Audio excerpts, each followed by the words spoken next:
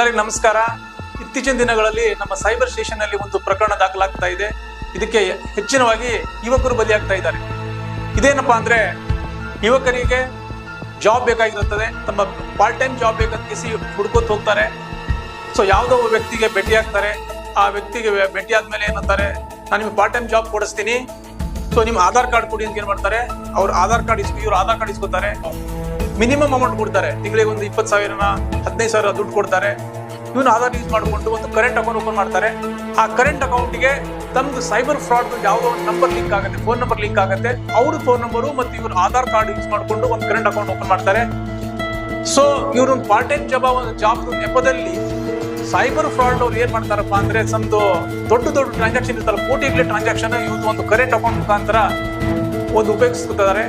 ಇಂಥ ಒಂದು ಪ್ರಕರಣದಲ್ಲಿ ಇಲ್ಲಿ ಉದ್ಯೋಗ ಹುಡ್ಕೊಂಡು ಹೋಗಿರುವಂತ ಅಮಾಯಕ ಯುವಕ ಈ ಒಂದು ಸೈಬರ್ ಫ್ರಾಡಿಗೆ ಬಲಿ ಆಗ್ತಾನೆ.